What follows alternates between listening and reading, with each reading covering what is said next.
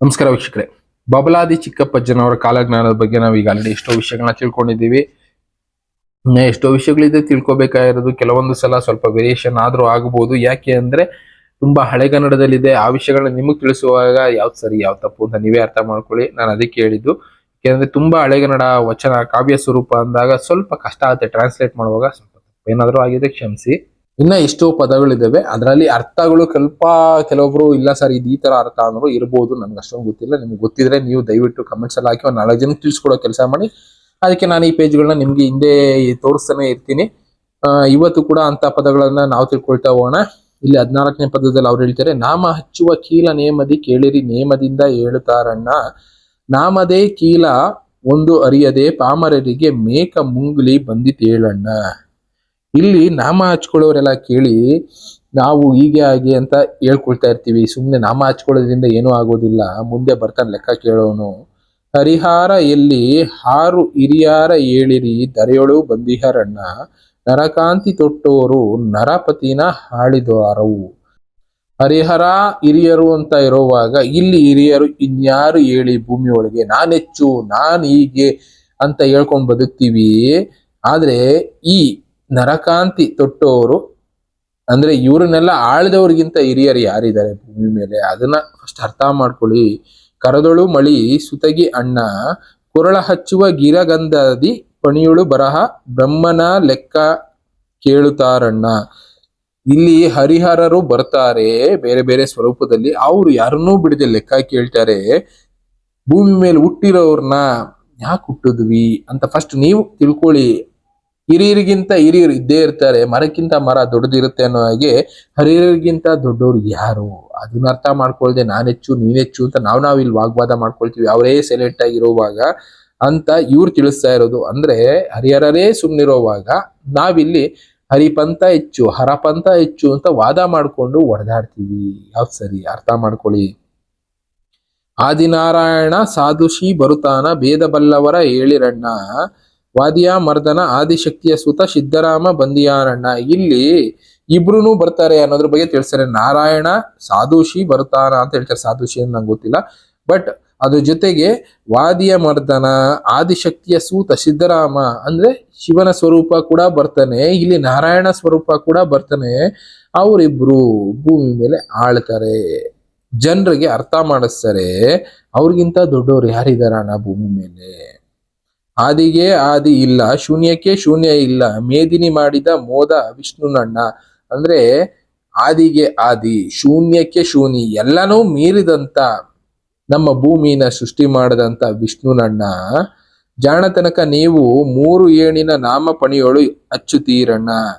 ನಾವು ಜಾಣರು ಅಂತ ತೋರಿಸ್ಕೊಳ್ಳೋದಕ್ಕೆ 3 ಏಣಿನ ನಾಮಪಣಿ ಅಂತ ಹೇಳಿದ್ರು. ಇಲ್ಲಿ ಅಡ್ಡ ಹಾಕ್ತಿವೋ ಉದ್ದ ಹಾಕ್ತಿವೋ, ಒಬ್ರಿಗೆ ಅಡ್ಡ ಹಾಕ್ತಾರೆ ಒಬ್ರು ಉದ್ದ ಹಾಕ್ತಾರೆ. 3 ನಾಮದಲ್ಲಿ ನಾವು ಇಲ್ಲಿ ಡಿವೈಡ್ ಮಾಡ್ಕೊಂಡು ಬದುಕ್ತಾ ಇದೀವಿ. ಇದು ಪಂಥ ಹೆಚ್ಚು ಈ ಪಂಥ ಹೆಚ್ಚು ಅಂತ ಅದನ್ನ ಅರ್ಥ ಮಾಡ್ಕೊಳ್ಳಿ. ಪಂಥನ ಮೀರಿದ್ದು ನರಕಾಧಿಪತಿ ಇಲ್ಲಿ ಬರೋವಾಗ ಅರ್ಥ ಆಗುತ್ತೆ ನಿಮ್ಗೆ. ಸತ್ಯ ಏನು ಅಂತ ತಿಳ್ಕೊಳ್ಳಿ. ಜಾತಿ ಹೆಚ್ಚಲ್ಲ, ವರ್ಣ ಹೆಚ್ಚಲ್ಲ, ನಾವೆಚ್ಚು ನೀವೆಚ್ಚು ಅನ್ನೋದಕ್ಕಿಂತ ತತ್ವಗಳನ್ನ ಫಾಲೋ ಮಾಡಿ ಅಂತಾನೆ ತಿಳಿಸ್ತಾರೆ. ವಾಣಿಪತಿಯ ಪಿತಾ ಜಾಣನು ಬರುತ್ತಾನ ಸೂಚನದ ಲೆಕ್ಕ ಹೇಳ ಅಣ್ಣ, 3 ಕಣ್ಣಿನ ದೇವ ಧರಣಿಗೆ ಇಳಿದಾನು ಸಣ್ಣ ಏಳಿ ಜನಿವಾರದ ಗುರ್ತು ಹೇಳಿರಿ ಅಣ್ಣ. ಇಲ್ಲಿ ಜನಿವಾರದ ಗುರ್ತು ಕೇಳ್ತಾರೆ, ಇನ್ನ ಕೆಲವಷ್ಟು ಲಿಂಗದ ಗುರ್ತುನು ಕೇಳ್ತಾರೆ ಅಂತ ಇನ್ನೊಂದು ಕಡೆನೂ ಹೇಳಿದ್ರು. ನಾನು ಜನಿವಾರ ಹಾಕೊಂಡಿದ ತಕ್ಷಣ ನಾವು ದೊಡ್ಡವರು ಅನ್ನಿಸ್ಕೊಳ್ತೀವ? ಅದನ್ನ ಅರ್ಥ ಮಾಡ್ಕೊಳ್ಳಿ. ಯಾವತ್ತು ನಾವು ನಮ್ಮ ಗುಣಗಳಲ್ಲಿ ದೊಡ್ಡವರಾಗ್ತೀವೋ ಅವತ್ತು ದೊಡ್ಡವರು ಅನ್ನಿಸ್ಕೊಳ್ತೀವಿ. ಅದನ್ನ ಬಿಟ್ಟು ನಾನು ಹಾಕಿದ್ದೀನಿ ನಾ ಶ್ರೇಷ್ಠ ಅನ್ನೋದನ್ನ ಬಿಡಿ ಮನ್ಸಿಂದ ಫಸ್ಟು ಅನ್ನೋದನ್ನ ತಿಳಿಸ್ತಾರೆ ಒಂದು ಮಾತಲ್ಲಿ.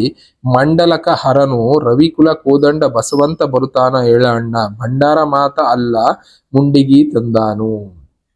ಬಸವಣ್ಣ ಭಂಡಾರ ತರ್ತಾನೆ, ಬಂದ ಮೇಲೆ ಭೂಮಿ ಮೇಲೆ ಇರೋ ಜನರಿಗೆಲ್ಲ ಹಂಚ್ತಾನೆ ಅಂತ ಒಂದು ಮಾತನ್ನ ಹೇಳಿದ್ರಲ್ಲ, ಅಂಥದ್ದು ನಡಿಬಹುದು. ಅವನು ಬಂದು ಭಂಡಾರಗಳಿರುವಂತ ಜಾಗನ ತೋರಿಸ್ತಾನೆ. ಇಲ್ಲಿ ಭಂಡಾರಗಳು ಸಿಗುತ್ತೆ, ಇದನ್ನ ಒಳ್ಳೆ ಕೆಲ್ಸಕ್ಕೆ ಬಳಸಿ ಅಂತ ಕೂಡ ತಿಳಿಸ್ತಾನೆ.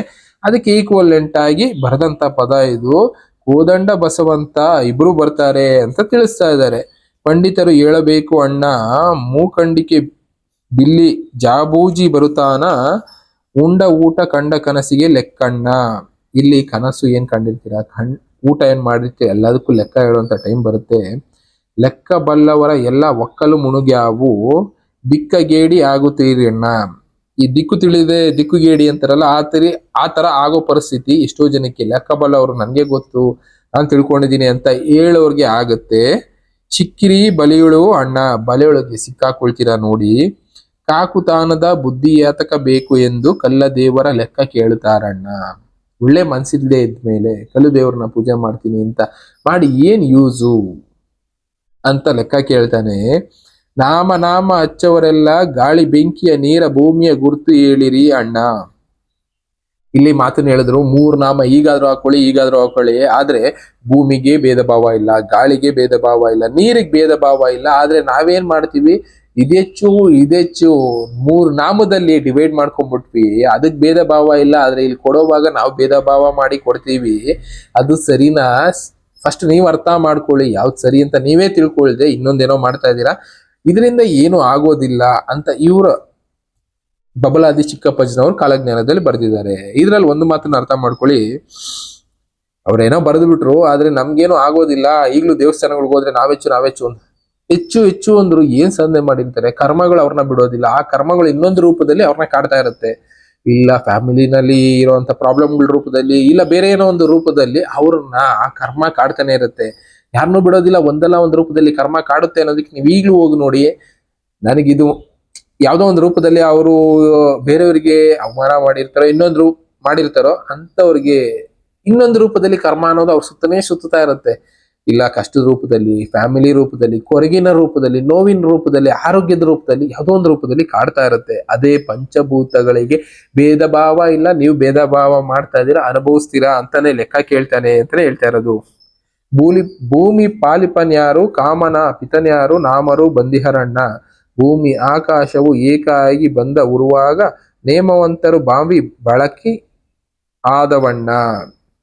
ಇಲ್ಲಿ ಭೂಮಿ ಆಕಾಶ ಏಕ ಆಗುವಂತ ಕಾಲ ಬರುತ್ತೆ, ಅಂದ್ರೆ ಒಂದೇ ಆಗುವಂತ ಸಮಯದಲ್ಲಿ ನೇಮವಂತರು ಅಂದ್ರೆ ಒಳ್ಳೆಯವ್ರ ಬಗ್ಗೆ ಏನಾದ್ರು ಬರ್ದಿರ್ಬೋದು. ನಾಮ ಹಾಕೊಂಡಿದ ತಕ್ಷಣ ಯಾವುದು ಸರಿ ಯಾವುದು ತಪ್ಪು ಡಿಸೈಡ್ ಮಾಡೋದಕ್ಕಾಗೋದಿಲ್ಲ. ಅದಕ್ಕಿಂತ ಮೀರಿದಿದೆ, ಅರ್ಥ ಮಾಡ್ಕೊಳ್ಳಿ ಅನ್ನೋದು ಅರ್ಥದಲ್ಲಿ ಇವ್ರು ತಿಳಿಸ್ತಾ ಇದ್ದಾರೆ. ಏನಾದ್ರು ವೇರಿಯೇಷನ್ ಇದೆ ನೀವು ಅರ್ಥ ಮಾಡ್ಕೊಳ್ಳಿ, ಯಾಕೆಂದ್ರೆ ಹಿಂದೆ ಪೇಜ್ಗಳು ತೋರಿಸ್ತಾ ಇದ್ದೀನಿ. ನನಗೆ ಈ ಪದಗಳನ್ನ ಓದ್ತಾ ಇದ್ದಾಗ ಅರ್ಥ ಆಗ್ತಾ ಇರೋ ಫೀಲಿಂಗ್ಸ್ ಗಳಲ್ಲಿ ನಿಮ್ಗೆ ಎಕ್ಸ್ಪ್ಲೇನ್ ಮಾಡ್ತಾ ಇದ್ದೀನಿ. ಇನ್ನ ಸೀತನ ಸ್ಥಳದೊಳು ಶಿವನು ಬಸವರಾಜನು ಪಾರ್ವತಿ ಬಂದಿಹರಣ್ಣ, ಪಾರ್ವತಿ ಪುತ್ರನು ಷಣ್ಮುಖ ಸಿದ್ದರಾಮ ಬಬಲಾದಿ ಮಠದೊಳಗಣ್ಣ, ಮತಿವಂತ ಪಾರ್ವತಿ ಮೊಮ್ಮಗ ಚಿಕ್ಕಯ್ಯ ಹಾಕಿದ ಮುಂಡಿಗೆ ಎತ್ತಿ ಕೇಳಣ್ಣ. ಇಲ್ಲಿ ನಾಮಗಳ ಜೊತೆ ಇದನ್ನು ಹೇಳ್ತಾರೆ. ಸೀತನ ಸ್ಥಳದವಳು, ಸೀತನ ಗಿರಿಯಲ್ಲಿ ಬಸವರಾಜ ಪಾರ್ವತಿ ಎಲ್ಲ ಅಂದ್ರೆ ಶಿವ ಪಾರ್ವತಿ ಷಣ್ಮುಖ ಇವರೆಲ್ಲ ಬರ್ತಾರೆ ಅಂತ ಒಂದು ಮಾತನ್ನ ಹೇಳ್ತಾರೆ. ಈ ಮಾತಿನ ಪ್ರಕಾರ ಇನ್ನೊಂದು ಯಾವ್ದೋ ಒಂದು ಬುಕ್ ಅಲ್ಲಿ ಬರ್ದಿದ್ದೇನು ಅಂದ್ರೆ, ಹಂಪಿ ಏನಿದೆ ಅಂದ್ರೆ ಬಳ್ಳಾರಿ ಸರೌಂಡಿಂಗ್ ಅಲ್ಲಿ ಇಂದ ಹಿಡಿದು ಹೆಚ್ಚು ಕಡಿಮೆ ಶ್ರೀರಂಗಂ ತನಕ ಇರಬೇಕು, ಅಲ್ಲಿ ತನಕ ಅರಮನೆಗಳ ನಗರಿ ಆಗುತ್ತೆ. ಅಂದ್ರೆ ಬಸವಣ್ಣವರು ಬರೋದಕ್ಕೆ ಮುಂಚೆ, ವೀರ ವಸಂತರಾಯರು ಬರೋದಕ್ಕೆ ಮುಂಚೆ ಇಲ್ಲೆಲ್ಲ ಕೂಡ ಅರಮನೆಗಳ ನಗರಿ ಆಗುತ್ತೆ. ಜನಗಳನ್ನ ಅವರು ಪ್ರವಾದಿಗಳನ್ನ ಎಲ್ಲ ಫಾಲೋವರ್ಸ್ ಅನ್ಕೊಳ್ಳಿ, ಕಲ್ಕಿ ಫಾಲೋವರ್ಸ್ ಅಂತ ಮಾತಾಡ್ತೀವಿ, ಇನ್ನೊಂದು ಮಾತಾಡ್ತೀವಿ, ಅವ್ರಗಳನ್ನ ಸೃಷ್ಟಿ ಮಾಡ್ತಾ ಹೋಗ್ತಾರೆ. ಅವರ ಕೆಲಸ ಏನಾಗಿರುತ್ತೆ, ಇವರು ಬರೋದಕ್ಕೆ ಮುಂಚೆ ಸಿದ್ಧತೆಗಳನ್ನ ಮಾಡೋದು, ಜೊತೆಗೆ ಅವ್ರನ್ನ ವೆಲ್ಕಮ್ ಮಾಡೋದಕ್ಕೆ ಮಾರಿಯರು, ಮಸಣಿಯರು, ಶಕ್ತಿಗಳು, ದುರ್ಗೆಯರು ಅವರೆಲ್ಲ ರೆಡಿಯಾಗಿ ನಿಂತಿರ್ತಾರೆ. ಅಂದ್ರೆ ಜನಕ್ಕೆ ಅನುಕೂಲ ಮಾಡ್ಕೊಟ್ಟಿರ್ತಾರೆ, ವ್ಯವಸ್ಥೆ ಮಾಡ್ಕೊಟ್ಟಿರ್ತಾರೆ, ಬದುಕೋದಕ್ಕೆ ಅರಮನೆಗಳ ನಗರಿ ಅನ್ನೋದು ಸೃಷ್ಟಿಯಾಗಿರುತ್ತೆ. ಎಲ್ಲಿಂದ ಬಳ್ಳಾರಿಯಿಂದ ಶ್ರೀರಂಗಂ ತನಕ, ಹತ್ತತ್ರ ಪುದುಕೋಟೆ ಅನ್ಕೊಳ್ಳಿ, ಅಲ್ಲಿ ತನಕ ಇವರು ಬರ್ದಿರೋದು. ಅವರು ಶುರು ಮಾಡಿದ ಅಧಿಕಾರಾವಧಿ ಅಂದ್ರೆ ಆ ಸರೌಂಡಿಂಗ್ ಏನಿದೆ ಅಲ್ಲೆಲ್ಲ ಕೂಡ ಆಳ್ವಿಕೆನ ನಡೆಸ್ತಾರೆ ಮುಂದೆ ಒಂದ್ ಸ್ವಲ್ಪ ವರ್ಷಗಳ ಕಾಲ ಅಂತಾನೆ ಬರ್ದೋಗಿರೋದು. ಅದರಲ್ಲೂ ಈ ನಂದಿ ಬೆಟ್ಟದ ಸರೌಂಡಿಂಗ್ದು ಕೆಲವಷ್ಟು ವಿಷಯಗಳನ್ನ ಗುರುದೇವ್ ಸರ್ ಅವರು ತಿಳಿಸಿದ್ರು, ಅಂತ ವಿಷಯಗಳು ಇದಕ್ಕೆ ಮ್ಯಾಚ್ ಆಗುತ್ತೆ. ಅದರಲ್ಲೂ ಇವ್ರು ಬರೀತಾರೆ ಶಿವ ಪಾರ್ವತಿ ಷಣ್ಮುಖ ಇವರೆಲ್ಲರೂ ಬಬಲಾದಿ ಮಠನ ವಿಸಿಟ್ ಮಾಡ್ತಾರೆ ಅಂತ ಕೂಡ ಬರೀತಾರೆ. ಅದನ್ನ ಇನ್ನೊಂದು ಬುಕ್ಕಲ್ಲೂ ನಾನು ಓದಿದ ಜ್ಞಾಪಕ. ಇವರೆಲ್ಲ ಕೂಡ ಶಿವ ಪಾರ್ವತಿ ಬರ್ತಾರಲ್ಲ ಅವರ ಅಂಶ ಒತ್ಕೊಂಡು ಕೆಲವೊಬ್ರು ವ್ಯಕ್ತಿಗಳ ಸ್ವರೂಪದಲ್ಲಿ ಬಂದು ಇಲ್ಲಿ ಧರ್ಮ ಪ್ರತಿಷ್ಠಾಪನೆ ಮಾಡಿ ಹೋಗ್ತಾರೆ ಅನ್ನೋದು ಮಾತ್ರ ಸತ್ಯ. ಅದಕ್ಕೆ ಮುಂಚೆ ಕೆಲವೊಬ್ರು ಪ್ರತಿನಿಧಿಗಳನ್ನ ಇಲ್ಲ ಫಾಲೋವರ್ಸ್ನ ಪ್ರವಾದಿಗಳನ್ನ ಜನರ ಮಧ್ಯೆ ಬಿಡ್ತಾರೆ, ದಾರಿಗಳನ್ನ ತಿಳಿಸ್ತಾರೆ. ಹಿಂಗ ಮಾಡಿ ಕಿತ್ಕೊಂಡಾದ್ರೂ ಸರಿ, ಧರ್ಮದ ಹಾದಿನಲ್ಲಿ ಧರ್ಮನ ಸೃಷ್ಟಿ ಮಾಡ್ಬೇಕಾದ್ರೆ ಕೆಲವೊಂದು ಸಲ ಕಿತ್ಕೋಬೇಕಾಗತ್ತೆ, ಕೆಲವೊಂದ್ ಸಲ ಕೇಳಿಸ್ಕೋಬೇಕಾಗತ್ತೆ, ಮಾಡಿ ಸೃಷ್ಟಿ ಮಾಡೋ ಕೆಲಸನ ಮಾಡ್ಬೇಕಾಗತ್ತೆ ಅನ್ನೋದು ಇವ್ರು ತಿಳಿಸಿದಂಥದ್ದು ಈ ಬುಕ್ಕಲ್ಲಿ, ಇನ್ನೊಂದು ಬುಕ್ಗಳಲ್ಲಿ. ಇವುಗಳೆಲ್ಲ ಮಾಡ್ಬೇಕಾಗುತ್ತೆ. ಅದಕ್ಕೆ ಸಿದ್ಧತೆಗಳು ಈಗ ಆಲ್ರೆಡಿ ನಡೀತಾ ಇದೆ ಅನ್ಕೊಳ್ಳಿ, ಮಾಡೋ ಕೆಲಸ ಮಾಡ್ತಾ ಇರೋಣ. ಒಟ್ಟಿನಲ್ಲಿ ಈ ತರದ ಎಷ್ಟೋ ವಚನಗಳನ್ನ ಮುಂಡಿಗೆ ಪದಗಳ ರೂಪದಲ್ಲಿ ಇವರು ಕೂಡ ಬರೆದಿದ್ದಾರೆ. ಇನ್ನ ಎಷ್ಟೋ ವಿಷಯಗಳಿದೆ, ತಿಳ್ಕೊಳ್ತಾ ಹೋಗೋಣ.